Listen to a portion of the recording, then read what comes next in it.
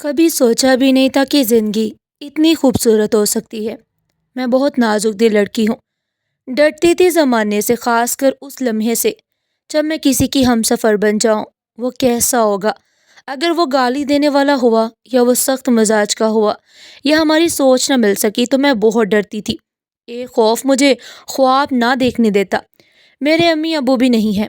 چاچو اور چاچی نے مجھے پالا ہے۔ میں نے امی ابو کو دیکھا بھی نہیں ہوا۔ دادی نے بتایا تھا میں بھی 1 سال کی تھی کہ ایک ایکسیڈنٹ میں ان کی موت ہو گئی۔ میں کسی معاوضے میں بچ گئی۔ چاچو چاچی سب نے مجھے بہت پیار دیا، کبھی امی ابو کی کمی محسوس نہیں ہونے دی۔ لیکن میرے چاچو کی بیٹی میری آپی، ان کی شادی 2 سال رہی، پھر طلاق ہو گئی اور اس طلاق کی ذمہ دار مجھے ٹھہرایا گیا، کیونکہ آپی کا شوہر مجھے پسند کرنے لگا تھا، جبکہ میں پردہ کرتی تھی۔ ان سے میں الحمدللہ حافظہ ہوں۔ اسکول کی تعلیم تو نہیں، مگر دین کی تعلیم ضرور ہے۔ میں با پردہ لڑکی ہوں، لیکن آپی بھی مجھ پر شک کرتی تھی۔ پھر ان میں جھگڑے رہنے لگے۔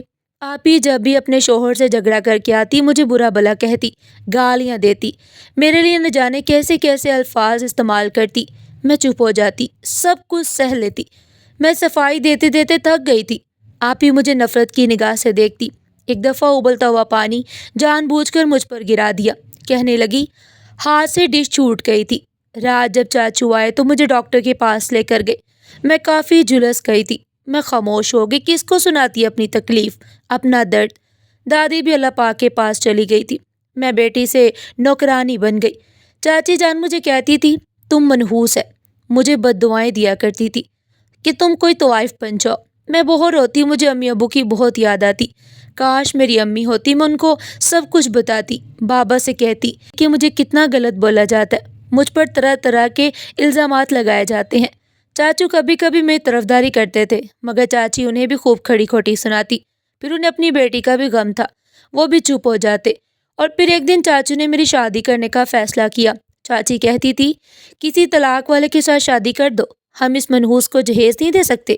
میں چاہتی تھی خودکشی کر لوں، اپنے آپ کو مار لوں، لیکن سجدے میں اللہ تعالیٰ سے مدد بھی مانگا کرتی۔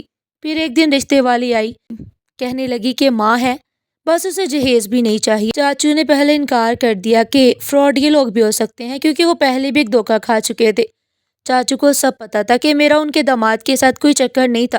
ہاں، وہ مجھ پر بری نظر ضرور رکھتا تھا، اور طلاق کی وجہ بھی کچھ اور ہی تھی، مگر چاچی اور آپی نے سارا الزام مجھ پر لگا رکھا تھا۔ اب چاچی چاہتی تھی کہ میری زندگی اذیت میں گزرے۔ خیر، بات بڑھتے بڑھتے رشتہ طے پایا۔ میں بہت پریشان تھی، ڈر رہی تھی اپنے انجام سے، کیونکہ میری شادی نہیں کی جا رہی تھی، بلکہ مجھے گھر سے نکالا جا رہا تھا، ایک بوجھ اتارا جا رہا تھا۔ رشتے والی نے بتایا تھا کہ لڑکے والے بہت غریب ہیں، لیکن جب بارات آئی تو بڑی بڑی مہنگی کاریں تھی، جیسے کسی شہزادے کی شادی ہو۔ سارا گاؤں حیران تھا۔ چاچو چاچی آپی سب پریشان ہو گئے، لیکن کسی نے کوئی بات نہیں کی۔ نکاح ہوا، میں رخصت ہو گئی۔ میں بہت روئی تھی۔ جاتے ہوئے آپی کے پاؤں چھوئے تھے، چاچی سے بھی معافی مانگی۔ میں جب سسرال پہنچی تو ایک عالیشان گھر تھا، پھولوں کی برسات سے میرا استقبال کیا گیا۔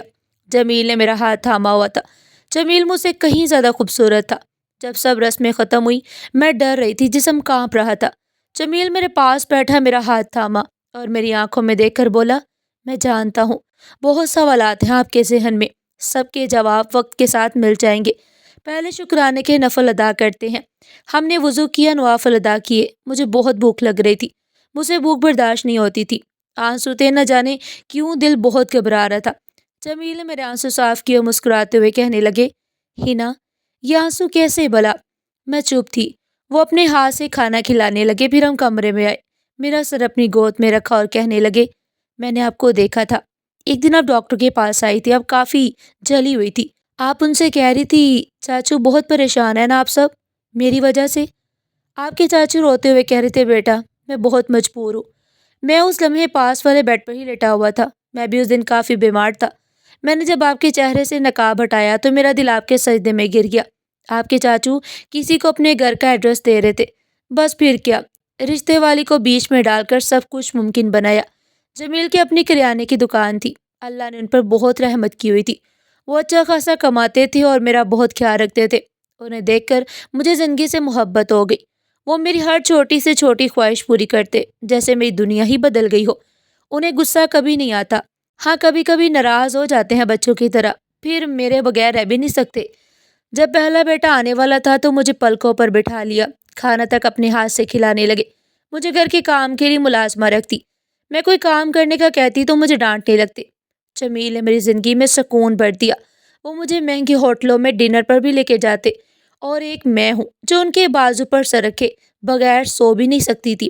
آج ہماری شادی کو 16 سال ہو گئے ہیں، ماشاءاللہ 2 بیٹے اور 3 بیٹیاں ہیں۔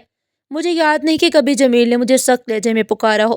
وہ کبھی کبھی مجھے چاچا چاچی کے گھر میں لے جاتے تھے۔ چاچا چاچی نے آپی کی بھی دوسری شادی کر دی، مگر آپی کو وہاں سے بھی طلاق ہو گئی۔ وجہ یہ تھی کہ آپی اپنے دوسرے شوہر پر بھی شک کرتی تھی، انہیں کسی لڑکی یا کزن کے ساتھ ہنستا دیکھتی تو گھر میں فساد کھڑا کر دیتی، اسی وجہ سے طلاق ہو گئی۔ ایک دن چاچی نے بھی مجھ سے معافی مانگی اور جمیل نے مجھے 2 عمرے اور ایک حج بھی کروایا۔